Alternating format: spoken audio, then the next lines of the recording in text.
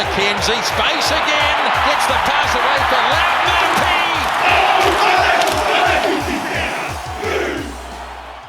Kia ora whanau, welcome to the All Black podcast. And after 5 games on the bounce in the Rugby Championship, the All Blacks have had a few weeks off before getting into another 5-game stretch. This Saturday, they play the US Eagles, FedExField, Maryland, DC. First time the teams have met since 2014 in Chicago. To preview this game and discuss one of the great rugby careers is Eagles legend Todd Clever. Welcome to the podcast, mate. Thanks for having me. Excited to be on. Mate, firstly, congratulations. Recently inducted into the US Hall of Fame, and from what I can see, that is hugely deserved. You're the Eagles' most capped player, 76 test matches over a 15-year career. Christ, if you had a 15-year career for the All Blacks, you might have got 150 or 160. We play that many games these days, but that's an amazing effort. Played rugby in New Zealand, South Africa, Japan, the UK, and also, of course, in North America. You've got to be one of the great rugby nomads of world rugby, to be honest, mate. But congratulations. No, I appreciate it. Yeah, it was a fun career. That's definite, and always kept things interesting. Of living out of a suitcase. Never putting out pictures on the walls and checking out all corners of the globe. So it was a fun time, and I was able to escape rugby.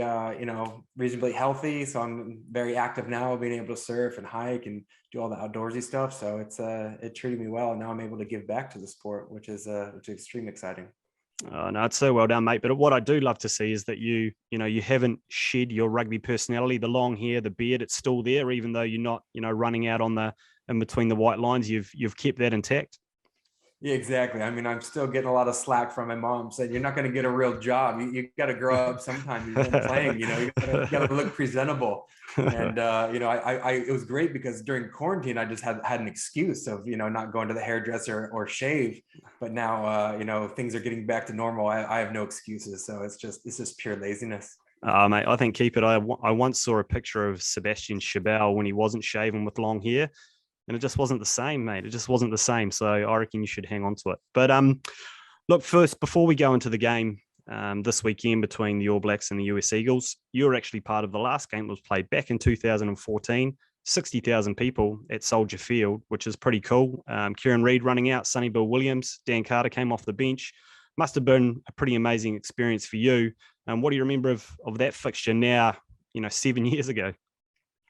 Yeah, I mean, it was great. I mean, just the whole hype, it just wasn't the game. Being in Chicago, the Chicago just won a World Series. So the sports maniac, AIG was a big sponsor. All Blacks did such a great job of promoting it as well. So, we were able to sell out Soldier Field. And it was just the whole hype of that whole week. And then running out, facing the Haka in front of that massive American crowd was great.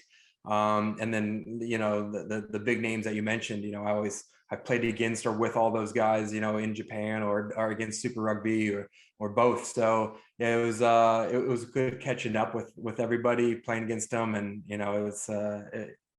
the people definitely saw an amazing All Black team then, and they're about to see them again. Like for you, because, back then you were a player with a bit of experience, you played rugby in different parts of the world. Like you say, played with some of the world's top players already, played in professional leagues, but perhaps that wasn't the case for all the guys in your team. It was a big part of your job just trying to prepare the lads for what it was like to play against, a team that's fully professional, a team in front of, 50, 60,000 people, which might not be, what they normally do every Saturday. Was a big part of the job for you, just trying to prepare the boys for that? Yeah, I mean, that was a big part of my career of being that leader and yep. Kind of having that experience. I remember that game, captaining that side. We had, I think, 4 training sessions before that All Blacks. The last time we were together, it was months before. So we were, very well underprepared, going into it. But now the Eagles have been together for quite a while, but it's falling out of that window. So we don't know if we're going to have, not going to have the full strength. Some of our European guys are back with their clubs. So it is going to be even daunter of a task to do so. But it shapes characters, and after facing the world's best, who you want to go in the trenches with, who you can count on when things get tough, because USA Rugby has a huge task ahead of them playing against All Blacks, but they have, you know, even bigger task of qualifying for the World Cup, which will be following this game. Yeah, absolutely. And talk a little bit about this weekend.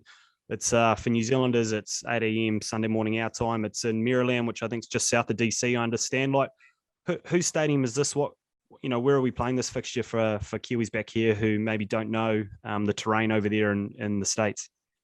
Yeah, if you follow NFL, American football, that's the Washington football team, recently known as the Washington Redskins, but they just changed their name to the Washington football. So they just played a game there on Sunday. You know, I think pretty packed, and I think the U.S. guys went to, you know, watch the game and was on the sideline getting the sort of the atmosphere. So they'll know what it's about and kind of what they're running into. But I mean, it's such a great venue to have rugby games into American football stadiums, because you can have these, you know, 50, 60, 70,000 seats, you know, and if we bring a big brand like the All Blacks, you're going to, you know, sell a big portion of those seats and hopefully sell the whole thing out.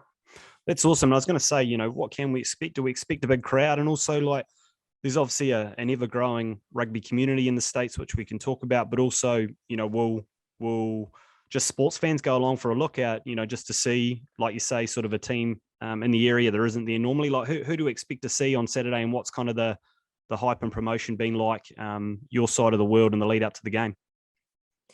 So USA Rugby announced two big fixtures. It was USA versus Ireland and then USA versus New Zealand. And they actually canceled the Ireland game because COVID, and they couldn't come over or whatnot. So I think there was a big surge of, once they canceled that game, all the people that were in the country was divided. One was going to be in Vegas, one was going to be in DC. Yeah. So I think half the people, you know, that were going to go to Vegas ended up, you know, let's go check out the All Blacks versus Eagles. So they've done a great job of sort of promoting, giving that. I'm not on ground. I'm in California at the moment, but I will fly there for the game to experience and be part of the whole thing. But I just remember in Chicago, if it's anything like that, I mean, it was, you know, light posts, you know, have banners, you know, you go to the airport, there was posters, there was everything that was, you know, All Blacks are coming, and people know that. And that's you know, if you know rugby, you know New Zealand All Blacks. And that's amazing, where we can really turn the sports fan into a rugby fan after seeing, you know, how skillful, how physical, how amazing they are during that 80 minutes, but also after that 80 minutes, how they present themselves, how gentlemanlike they are, how they are, you know, great community, and what they give back to not just the sport, but whatever they touch. And I'm sure it goes both ways as well, because, you know, I've been to a few sporting fixtures in the States over my life, and I watch a huge amount of it. And there's one thing you guys do well, and it's sport. You're great supporters. You make a real day of it. There's tailgating. There's entertainment like nothing else. Like you said before, the stadiums are absolutely amazing. So I expect it to be an amazing atmosphere. And that's the American sports fan, isn't it? You guys love it, and you embrace it, and you sort of give it 100% every time you turn out to watch a game. I mean, that's what we're trying to turn into these American fans. I mean, turning them into tailgating, you know, make sure they're coming earlier and staying late, and they're not just there, because it is difficult, you know, to pass it on to fans, because, you know, if they go there a little bit late, it's just 90 minutes. It's 40-minute halves and a 10-minute halftime, and it's done. There's no TV timeouts. There's no quarters. There's no, you know, anything else. That's rugby. So we really want to, you know, engage into what else is happening at the stadium. So if it can be tailgating, or if it's going to be a concert afterwards, or how it can be. So we're really, you know, testing and getting a lot of data and trying to figure out how we can, you know, make a whole day of it, make it a family affair. Mate, it'll be awesome. I have no doubt, because you guys do it so well. And also, you know, you said a little bit that, you know, because it falls outside of the window, that some of the guys who maybe play professionally in other parts of the world might not be able to make it back for it. Does that mean that we're going to see, you know, some of the most promising players from Major League Rugby, like your local league, and it's perhaps a showcase of some of those guys that are coming through that competition, which is growing in maturity? Yeah, absolutely. And I mean, the guys that can't come, I mean, it's just I think you can count on one hand. So it's not the majority of the team. The majority of the team will be all US based, North American based, where, it's that's played in the Major League Rugby. Guys have been in the squad for many years. Some guys are, breaking through. So it'd be interesting to see what the game day 23 will be that Gary Gold chooses. Awesome. And I wanted to talk a little bit about sort of the rugby pathway, the landscape, etc. in the States, because here in New Zealand, it's obviously a big part of what we do. Every local club, every school plays footy, and it's, reasonably straightforward about how you get into it. You just go to the nearest park and there's a game there. But for you guys, rugby's not your number one sport. You have some other really significant sports. What does it look like for a young American wanting to get into rugby? Is it through gridiron and then it's a second sport, or like what did it look like for yourself, or what does it look like for others in terms of getting into the game of rugby in the USA? I mean, it's forever changing, and there's so many different pathways, and that's why you can't really limit it on it. So I mean, there's so much youth rugby that's popping up, which is fantastic, and then goes into age grade, and then university, and then hopefully academies to MLRs. MLR was the missing piece of the puzzle for us, and now that we've had that, now we've done 4 years of it. Now we should be seeing kids that are starting rugby, seeing MLR, joining that, and then ultimately make the Eagles. And I think that's when we're going to see us make big jumps fully. Because when I played, we still had teachers, we had plumbers, we had all sorts of walks of life, and so a few good. of us were, and a few of us were professionals. So I mean, it was almost felt guilty, being a professional. Is like, oh, what are you up to? I was like, oh, just painting this building, or plumbing, doing all these sort of things, and teaching. So it's so I was extremely lucky for it. And then also one of the big pathways is converting athletes. So we've had track stars convert, and that's done really well in the sevens. We've had football players, wrestlers are really collegiate wrestlers are great rugby players that turn into them, and then also basketball players, good hands, good vision, and aerobic. So we just I think we just need to get a few more of those basketball players that are playing, are just on that cusp of making the NBA, but physical enough to foul out and rugby. Mate, it's pretty exciting because while, it's obviously a different pathway to what we're used to here in New Zealand, the reality is like there's so many talented athletes in the States. And from what I can understand, like an American football system, if you don't make the Pee-wee team, then there's not actually a second, third and fourth team. If you don't make the JV team, there's not a second, third and fourth team here. Whereas in New Zealand, we sort of have multiple teams. So most people can get a game in most age groups largely. But in the States, you sort of run one team in each level, don't you? So I'm sure there's plenty of guys who drop off at different stages through that journey who might be, like you say, potentially really good rugby players. We all grow at different times. We all come on at different times, and being able to capture some of those guys might be a great opportunity. 100%. Retention rate is huge. So, we know what the retention rate from high school football players to high school rugby players, to college football players, to college rugby players. How can we continue them to play club, to pursue their goals? If it's just going to be socially, or if it's going to be professionally, or if they have goals to be in the Olympics or in the national team. Talk a little bit more about the MRL, because we're actually starting to get that on a bit of television here. There's a few Kiwis playing in that competition, a few names that we know who've been running around and doing pretty well. Guys like former All Black Andy Ellis, plus a few others. There's a few coaches over there. There's even a few of the administrators are Kiwis. So it's pretty exciting. And is that a US Rugby initiative? Is that individual shareholders and owners of each of the clubs? Like, what's got that up off the ground? Because like you say, it seems like it's a bit of a missing link, but it's taken a wee while to get it to the stage. Major League Rugby started with 7 teams, 4 years ago, and it's built up to 12, 13 teams now, possibly 14 with new teams coming in. So it's growing fast, and it's growing a lot. And we don't have the player depth, we don't have the coaching depth in America, so we're going to have to import some. So obviously we're going to look at the world's best, looking at New Zealand, looking at South Africa, Australia, and really tying in getting those players to come over. We can't really compete money wise with France or Japan, but we can compete with longevity and being on the front foot of it. So it's really exciting seeing a lot of big names come over. And you're a part of one of the setups. You're actively involved in one of the teams. I am, yeah. So I started with Austin, got that off the ground, was doing a little GM, doing a little director of rugby, working a lot of hours and learning a lot straight off of, playing. And ultimately we sold that franchise. And then I moved over to the LA. So my current position is head of strategic and partnerships. And, it's a fun place to live and work. And I mean, you learn from the best. I mean, we're sharing, facilities that's close to, the Lakers. You have the Dodgers. You have, so many sports teams. We're sports rich, but we're also competing against the sun because everybody wants to be at the beach. So how can we have that draw? Yeah, I mean, geez, in terms of player recruitment, I'd imagine you've got one, ace up your sleeve, and that's California. Lucky enough to been out there a few times. And as I was saying before we started this, it's probably 20 degrees on a bad day, and there's never a breath of wind. And in terms of going along to sporting fixtures and entertainment, there's just so many options, isn't there? It's an amazing town.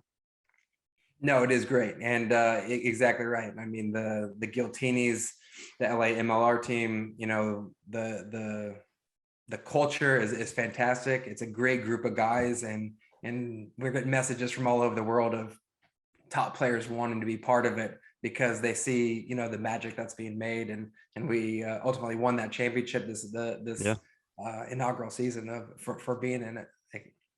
Yeah, it's awesome. Well done. Yeah, look, I hope that goes really well and continues to grow. And from where you are, which is very much in the center of it all, is American rugby growing? Are you, really enthused about the growth that you're seeing? Do you see the Eagles and all the competitions underneath that, right down to participation in the sport, growing over the next 5 to 10 years, and hopefully as well in the coming seasons may play teams like the All Blacks in Australia and South Africa a bit more than what you are, as well as Japan and some of our Pacifica teams, which are awesome rugby sides as well.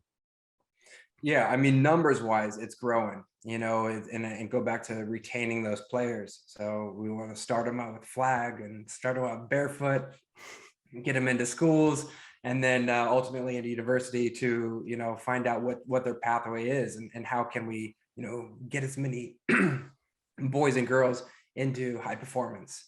And then ultimately that'll, waterfall down.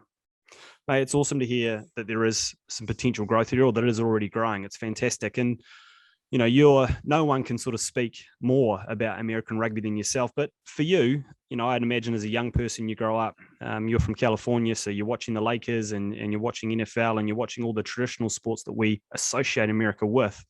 What got you into rugby? Why did you go the way of rugby when it definitely probably wasn't front and center for a young American lad? Yeah, I grew up playing all sorts of sports: baseball, soccer, swimming, and then my older brother played American football and played rugby, and I saw the difference between it, and definitely fell in love with the culture and the aspect of it, the camaraderie, and you get to tour around the world. So it was an easy choice for me to want to follow his footsteps and to jump into rugby. Mate, I would have said too, like, this is just my personal opinion, but one reason I'd play rugby over American football every time is you just get to touch the ball a bit more in rugby, like, geez, these fellas who I watch on the telly who are great athletes, but they never touch the bloody ball in American football.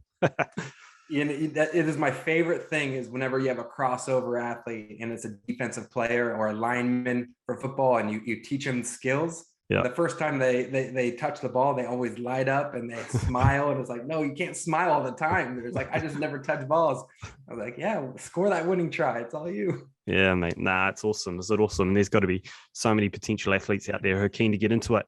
Yeah, but again, like, because I suppose your career now is, almost started 20 years ago. And I hope I'm correct in saying that there wasn't necessarily American or North American rugby teams to watch on TV, or athletes or rugby players to look up to, idols, etc., to model your game on. Like, what rugby did you watch? Who did you watch? Who were your idols? Who did you, model your game on, etc., in your part of the world as a young fella? I mean, I remember getting all the VHS tapes of Tri Nations. And that's how I fell in love with it and how I wanted to, pursue rugby. So all I watched was Tri Nations and Super Rugby. And I don't know what number it was. Maybe it was Super 10. Then I went to Super 12. And once once I went there, it's like, I set myself a goal, and then I started being involved in high performance and living that lifestyle, and, wrote down that goal. It's like, I want to play Super Rugby, and Awesome. I had my favorite players, and did, was finally moving into the YouTube era. So, I developed more so than collecting the VHSs, and just molding my game around a couple players. It was like George Smith from Australia, Great player. defensively, and then Jerry Collins, from New Zealand. So those those two, I kind of like, all right, how can I take a bit of both of them and then apply it to my game. Mate, that's awesome. And so did you go off to university, was it, in Nevada? And you obviously kept playing footy, and maybe you're looking to go overseas, but also was the opportunity there to get into the Eagles squad at some stage as well. Was that correct? Yeah, so I played USA Under 19 for 3 years. So 17, 18, 19, I was on the USA Under 19 team. Went to university when I was still on that. And then right when I, played in the last Junior World Cup, the next assembly for the Eagles, they brought me up. So I was, 19, wow. freshman at college or at university. And, so I was like, oh, wow, this is the big leagues. And then later on got my first cap against Argentina in 2003, and then actually made the World Cup team in 2003 in Australia. So it was a fast learning curve from going from Junior World Cup to World Cup, and playing from university in front of a couple hundred people, and then playing in stadiums. Or it's just like, okay, this is and it was just too big of a gap to, we that was just where we were.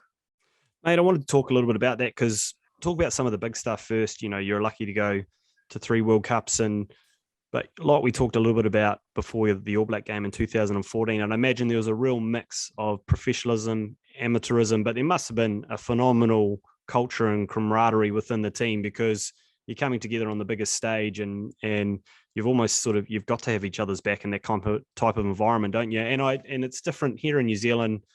We're not the biggest country in the world, and everyone doesn't quite know everyone, but there's definitely, smaller degrees of separation, that's for sure. I can imagine when you pull together an American rugby team, geographically, they've come from all over as well. There's probably fellas you've never met before. Like you say, there'll be professional players, there'll be part-time players, there'll be drain layers, bankers. It must be just a phenomenal, eclectic mix of people who then have to go out and play a fully professional international rugby team in a World Cup. Like that's a hell of a thing, isn't it? Yeah, and that's sort of the only time we were before. Now we're getting some big games now, but that was the only time we played these like big tier 1 nations. Yeah, was at the World Cup, and that was the only time we had proper training. So you had these cowboys, you had these bankers, you had these teachers, plumbers, and a few professional guys, and then we had guys that their grandparents were American and come over. So yep. It was all walks of life all around the world, and competed. So it was a very like you said, collected group of men with a common goal, and knowing going into something, all right, we don't want to we first it was we just want to compete, we're happy to be here. And then once we started making steps, it's like, all right, let's take it to the next level. Let's not just be happy to be here. Let's compete. Let's challenge, and let's win some games. And were there times in World Cup fixtures in particular where you really felt that, were maybe periods in certain games against big nations where you're like, geez, we're holding our own here. Like we're really competing, and it should have showed that advancement and perhaps even a little bit more belief in the lads? Yeah, I mean, it kind of comes in waves, and it starts up from the top, and you can tell if a coach believes in you. You can coach if if the president believes in you. And my first assembly, 2003, or first World Cup 2003, we beat Japan. We fell to Fiji by I think 1 point or 2 points.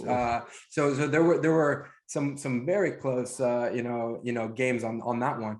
The following 2007. It was a bit rougher of a ride with England, Tonga, Samoa, and South Africa our pool. So that was the pool of death. Yeah, 100%. And then 2011 we were prepared really well. We had the time together, and then we came pretty close to a couple victories, came away with one, and it was our goal is get two wins in a World Cup, which hasn't happened for US team, because that automatically qualifies. Then you can focus, instead of having to qualify, focus on that World Cup. So it was it 2011 you were captain of the team in the 2000 World Cup in New Zealand, and we'll talk a little bit about this in a bit, but a place you had been, that must have been pretty special for you, like going back to a place where firstly you had watched a huge amount of rugby growing up, like you say, some players that you really admired growing up and almost modeled your game on, to then go back to that country, be captain of your national side, and by the sounds of it, had a pretty good tournament as well in 2011. Yeah, I mean, for me, honestly, it felt like coming home, because I lived there for a couple of years, and I had a lot of teammates and a lot of friends there. So it was like a coming home, and being so proud to wear that red, white, blue, and to perform well, and seeing old coaches and teammates and good friends still to this day. And is it for you, and I suppose this has paved the way for the others as well, while it's really hard going at World Cups for the States, because it's the absolute pinnacle of the rugby world, you're playing fully professional sides, but also it puts yourself and others up in lights, up on that stage. And I think for you, was it the 2007 World Cup that created opportunities for you to go and play professional rugby in other parts of the world? Talk us through that a little bit.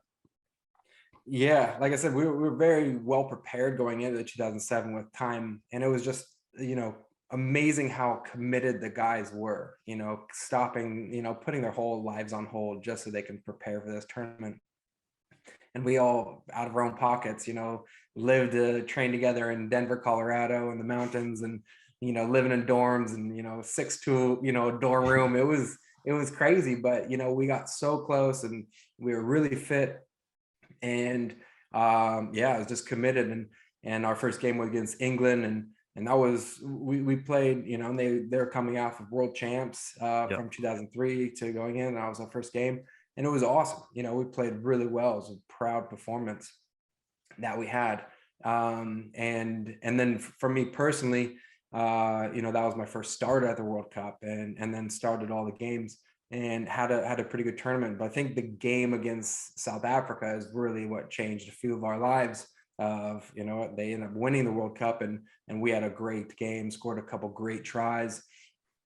And after that tournament, there was I had a handful of contracts in England or France, and ultimately I chose to go to South Africa because, like I said earlier, my goal was to play Super Rugby once it, and making the pound or the South African rand is a big difference. Probably the worst financial decision I've ever made, but ultimately, it's priceless, checking off a goal that you set for yourself, and it all worked out, paid off, and I had a great time, living in South Africa.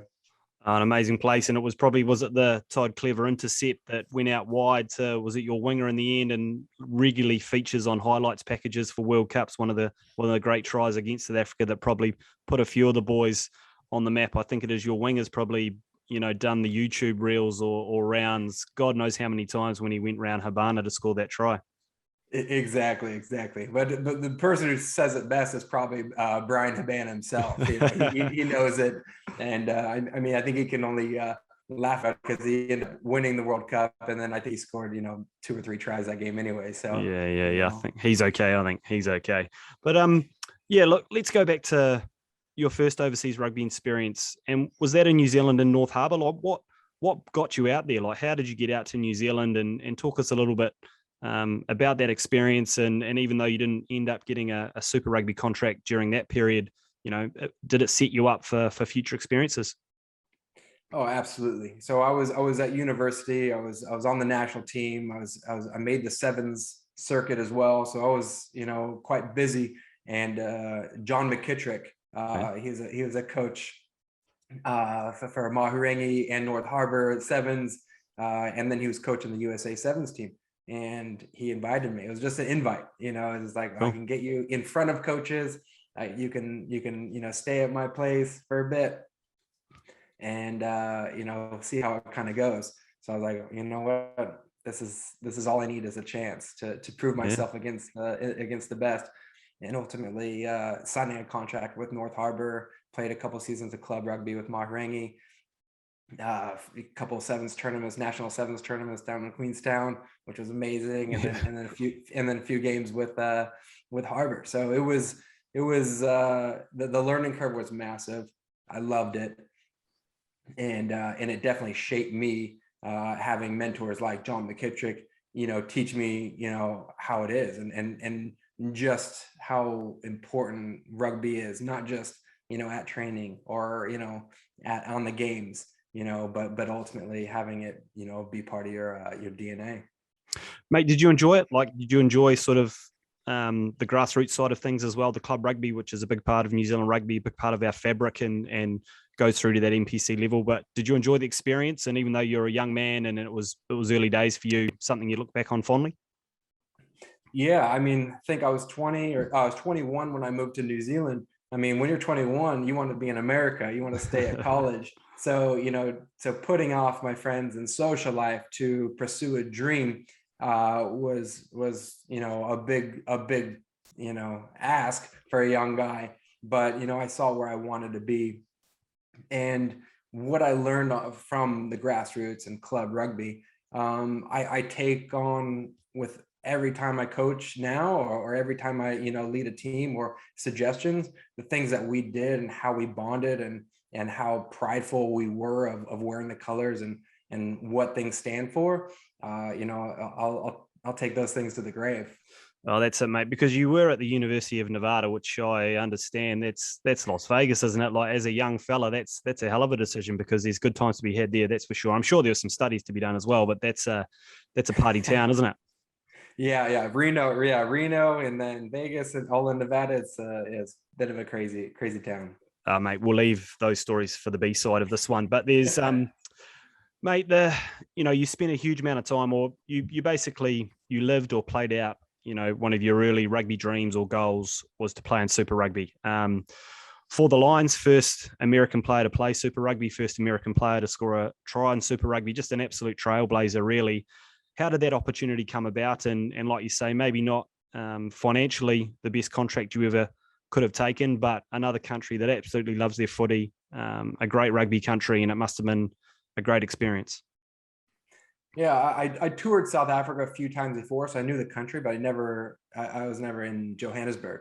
And whenever the contract came up, Coach Eugene Eloff really took a chance on me. It was actually a reporter that was at the World Cup, and they knew each other, and they're looking for potential to think outside the box, and my name came up, and the rest is kind of history. And I remember the slack that he got for choosing me, and I remember the pressure I had from the media and the players.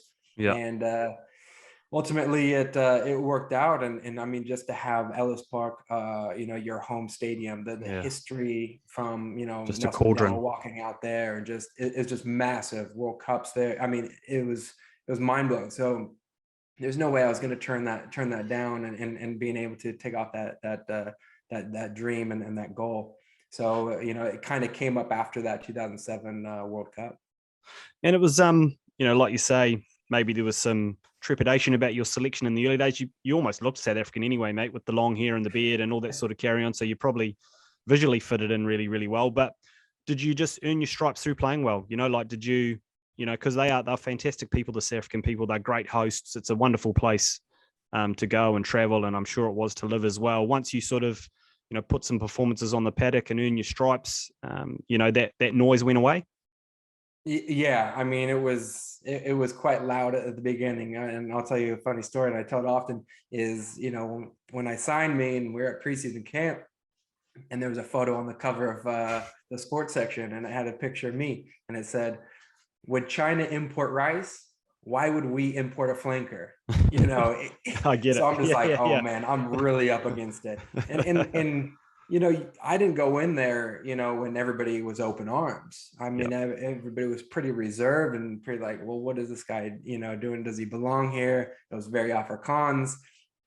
So I was up against it. And ultimately it was after the first game, we played the Cheetahs at home, and I came off the bench in the first game of the season, and I made a big hit, had a good run, support play, just really made a good impact, and we ended up winning. And it was just overnight. Media stopped. It was all praise. Teammates were actually, now I got invited to people's houses and like, but it was a tough, for a month or bright so. boy.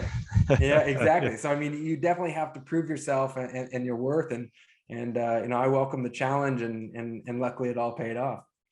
Also too, would that be, and I could be wrong, but was that almost your first real step in or experience of full professionalism? Like you're obviously a dedicated guy. You'd already had goals. You'd sacrificed a lot to do all the things you'd done in rugby to that date. But, you were very much a full-time professional footy player now amongst some really good players and a really strong competition. That must have been, in terms of improvement and performance and getting great habits in place, perhaps, really where you cut your teeth. Yeah, you could definitely say that. I mean, New Zealand was a huge learning curve. I was lucky enough to sign a contract, lucky enough to play in the sevens tournaments and have a few games with Harbour. But, for the full-time living, breathing, actually doing well, financially, it was definitely in New Zealand, in South Africa. So it was another learning curve, and I didn't, I was there for just a couple of years as well, but it was definitely an enjoyable time. As Kiwis, we see the Super Rugby stuff. There's a lot of Kiwi rugby fans who will recognise you from your time, either with the States at the World Cups or whether it be in Super Rugby as well. But maybe some of the stuff we didn't see is probably some of the stuff that maybe means the most to you, because what it looks like from a distance is no matter what, you've always gone back and played for the Eagles. There's always given 100% for the Eagles. Didn't matter what team you're with at the time, and probably earning a lot more money with those teams, but you get back and play for your national side. And it's probably, is it the World Cup qualifiers? Is it the Churchill Cup? Is it the grudge matches with Canada or the other teams that you've got to play against to be sort of the American one qualifier for the World Cup? Are those actually, in terms of an American Eagles player, the real test matches? Because they seriously mean something. They're the ones they're going to get you to the big stage, or they're the ones with the most tradition, or the ones that you actually play the most regularly. Yeah, I mean, when I first got capped and joined the team for US, it was never my goal to be captain. Yep. I was just happy to be there, contributing, working my butt off, and leading by example. But it was never about my voice and wanting that, captain armband. Once that captain armband was given to me, and me asking to lead the country, the team, I knew if I was going to take that, it would have to be my priority. Yep. So after every contract I signed, there was always a clause saying I have the right to go back to America and play. That's awesome. And it definitely closed some doors. Yep. But at the end of the day, it's sort of, I think it will work out. I knew it was going to work out because, I'm not going to just, chase money and leave my brothers that, I'm telling them what to do and then I don't do it, so it was definitely that. So the only time I did opt not to go to a national team, and that was when I was in South Africa, when the British and Irish Lions were coming to South Africa. Wow. To play. Yeah. So it was a tough decision. It was either go home and play against an Irish team that was, not full strength because they're the British and Irish Lions, or was I going to stay, in South Africa to play against the British and Irish Lions? So it was Lions versus Lions. And, I had to sleep on it because, but there was never been an American to do so. I know that it's important to, to make those statements and to learn, what a big deal was. Because I was in New Zealand whenever the Lions toured there, and the whole country stopped. I remember everything, and going to the games, it was brilliant. So I wanted to be part of that. So selfishly, that was the only time I chose, a club over country. And that was, and that game right there, that one also, was very memorable and, gave me other opportunities after that performance. And that 2009 Lions tour to South Africa is famous, isn't it? That was an unbelievably brutal and hotly contested series that South Africa only just came through with a couple of kicks on full time, wasn't it? It was unreal. Must have been awesome to be in the country during that tour. Exactly. And just the vibe and having a few of my teammates, part of the Springboks, and, like Jacques Ferry scoring that try in the corner, bailed over, he was a Lion. So it was so good to cheer on your buds. Mate, I want to talk to you a little bit. It is such a storied career. You've been everywhere. You've played with so many people. You've been coached by so many different really well-known coaches around the world and different continents. The only thing that seems to stand out is you tried your hardest to stay away from the colder temperatures. Maybe you had a little peak there in Newcastle for a while, but you always seem to manage to be able to do it in a reasonably warm climate. But like, who's some of the highlights in terms of players? Best teammate, best players. Does anyone really stick out, because you've played with so many greats?